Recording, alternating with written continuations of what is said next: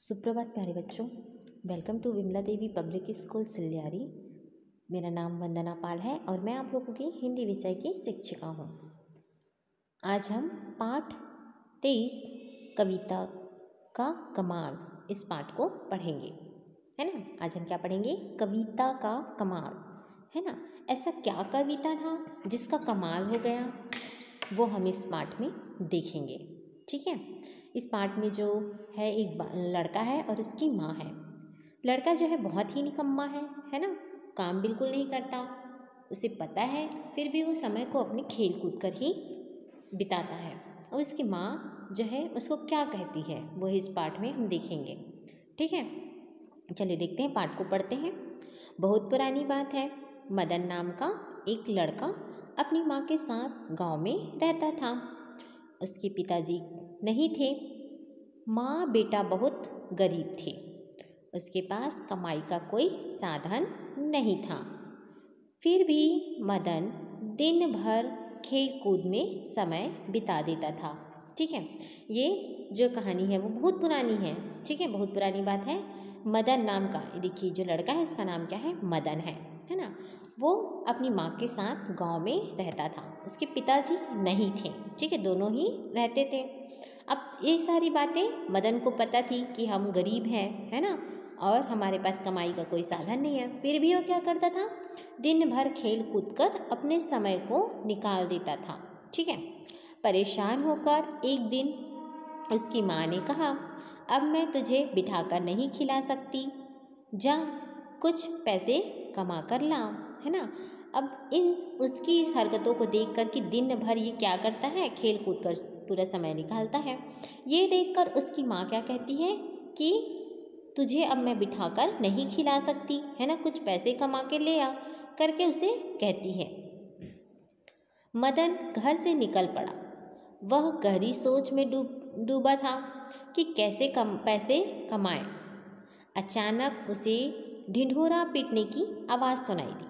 ठीक है, अब उसे उसकी माँ ने डांट फटकार कर निकाल तो दिया कि तू जाके पैसे कमा के लेके आ।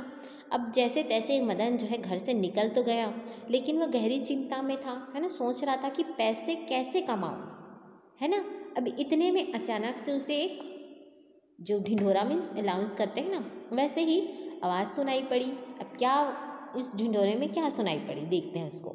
सुनो सुनो सुनो, राज दरबार में कवि सम्मेलन हो रहा है। इससे सबसे अच्छी कविता सुनवाने वाले को 100 असरफियाँ इनाम में मिलेगी, है ना। अब उस ढिंढोरे में जो है मदन को क्या सुनाई दिया कि राज दरबार में क्या होने वाली है? कवि सम्मेलन होने वाला है ना। और जो जिसकी कविता सबसे अच्छी होगी उसको क्या दिए जाएंगे? 100 असरफियाँ, है ना। असरफी जो सोने के रहते हैं तो बहुत कीमती रहते हैं। ठीक है, 100 असरफी मतलब बहुत पैसे मिलेंगे। ठीक है, अब मदन क्या सोचता है, देखिए। मदन चौकन्ना हो गया। 100 असरफियाँ, यह तो बना बनाया मौका था। बस सीधे राजमहल की ओर चल पड़ा। चलते चलते वह सोच रहा था कि उसने कभी कविता तो रची न थी, है ना। क्या सुनाएगा वहाँ पहुँचकर? ठीक है, अब देखिए, अब जैसे ही ढिंढोरे को सुन लिया तो वो क्या किया? राजमहल की ओर चल पड़ा। लेकिन अब चलते चलते ये भी सोच रहा था कि मैंने तो कभी कविता रची ही नहीं है, तो वहाँ जाकर क्या सुनाऊंगा, ये वो सोचने लगा। ठीक है, अब क्या होता है देखिए, सोचने तो लगा। फिर उसने सोचा कि रास्ते में कुछ ना कुछ सूझ ही जाएगा। थोड़ी दूर पहुँचा तो एक कुत्ता दिखाई पड़ा। कुत्ता पंजों से जमीन खोदने में लगा था। मदन ने अपनी कविता की एक पंक्ति सोच ली, है ना। थोड़ी दूर जाते ही उसे कौन मिला? एक कुत्ता मिला। अब उस कुत्ते को देखकर उसने अपनी कविता रचने की सोच ली। एक पंक्ति उसने, जैसे वो अपने पंजों से जमीन को खोदते हैं ना, वैसे ही खोद रहा था। उसे देखकर उसने एक पंक्ति जो है लिख डाली, मतलब सोच डाली। देखिए क्या सोचा उसने। कुत्ते को देखकर भाई, खुदुर खुदुर का खोदत हो, है ना, खुदुर खुदुर का खोदत है। ये उसकी पहली पंक्ति हो गई, है ना। यह पंक्ति उसे इतनी पसंद आई कि उसे दोहराते हुए वह एक तालाब के पास पहुंचा। वहाँ पर एक भैंस पानी पी रही थी। ठीक है, अब खुदुर खुदुर का खोदा था, ये लाइन उसको इतना अच्छा लगा कि वो बार बार उसी को दोहरा रहा था और चला भी जा रहा था ना। तो चलते चलते उस तालाब के पास पहुँच गया। अब तालाब के पास पहुँचा तो एक जो भैंस थी वो पानी पी रही थी, है ना। मदन बोल पड़ा, सुरुर सुरुर का पीबत है ना। मदन क्या बोला? सुरुर सुरुर का पीबत है। मुस्कुराते हुए वह आगे बढ़ा। इतने में उसे पेड़ की एक डाल पर चिड़िया बैठी दिखाई पड़ी। पत्तियों के बीच से वह सिर निकालकर इधर उधर झांक रही थी।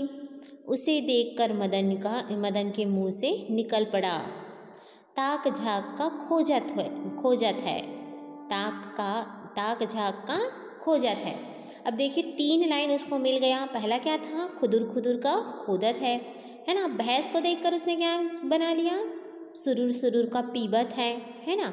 अब पेड़ के पास जैसे ही आगे बढ़ा, है ना, दूसरा पंक्ति बन गया करके, तो आगे बढ़ा तो उसे पेड़ में एक जो चिड़िया दिखाई दी जो ताक झांक कर रही थी, उसको देखकर उसने क्या पंक्ति बना लिया? ताक झांक का खोजत है। अब उसकी 3 पंक्तियां जो हैं बन गई। तीनों पंक्तियों को रटते हुए वह चला गया। रटते रटते उसे अपने आप एक और पंक्ति सूझ गई। हम जानत है का ढूंढत है। ठीक है, अब वो तीनों लाइन को रटते रटते आगे बढ़ने लगा, है ना। और इतने में अपने आप ही उसे एक और पंक्ति सूझ गई। क्या? कौन सी पंक्ति? हम जानत है का ढूंढत है।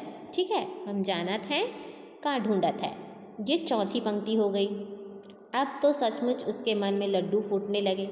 कितने आराम से वह कविता रास्ता चला जा रहा था। तभी सर्र की आवाज़ सुनाई पड़ी। मदन चौंक कर देखा कि एक सांप रेंगता जा रहा था।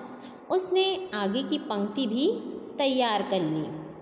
सरक सरक का भागत है। सरक सरक का भागत है। ठीक है, जानत हो हम देखत है। हमसे ना बच सकत है। हमसे ना बच सकत है। ठीक है, अब देखिए क्या किया उसने?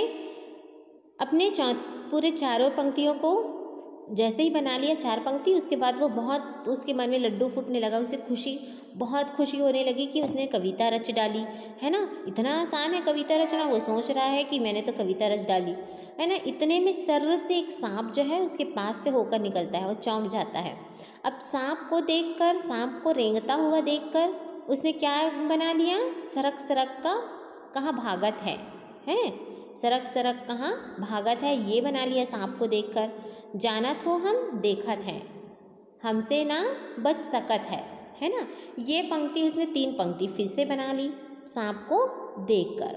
अब केवल एक पंक्ति बाकी रह गई थी। वह मदन निश्चिंत था कि वह पंक्ति भी चलते चलते सूझ ही जाएगी, है ना। एक पंक्ति बस बाकी रह गया था भाई। तो वो सोच रहा था कि चलो चलते चलते सूझ ही जाएगा कुछ ना कुछ लाइन, है ना। वो चल पड़ा।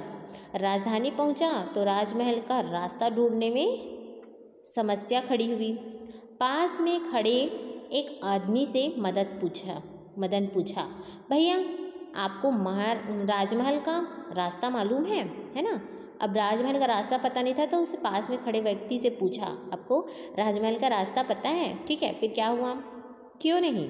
उस आदमी ने उत्तर दिया,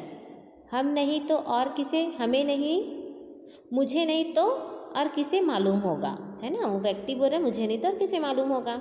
मदन ने सोचा कि अवश्य ही राजमहल का ही कोई कर्मचारी होगा, है ना। ऐसा जवाब मिलने पर आप यही सोचोगे ना।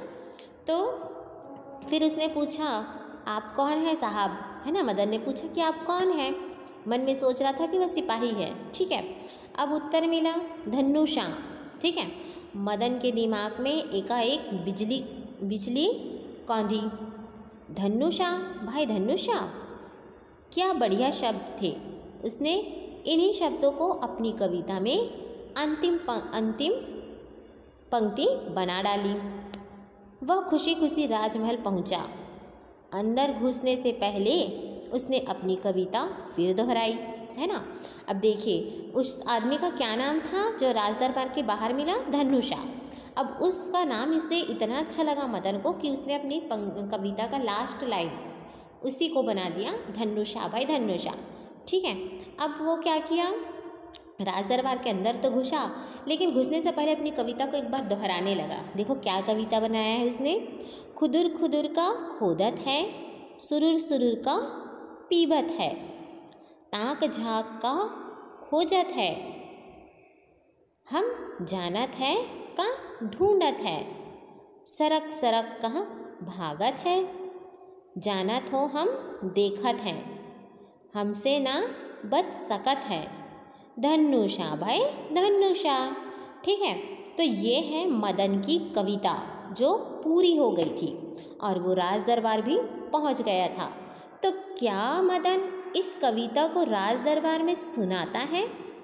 उसके इस कविता को सुनकर राजा उसे क्या 100 सरफियाँ इनाम में देते हैं कि उसे बाहर भगा देते हैं? इसकी इस कविता से किसको नुकसान होगा और किसको फ़ायदा होगा, ये सब हम अपने अगले क्लास में देखेंगे। इस पाठ के एक पेज इमला लिखकर मुझे सेंड कीजिए।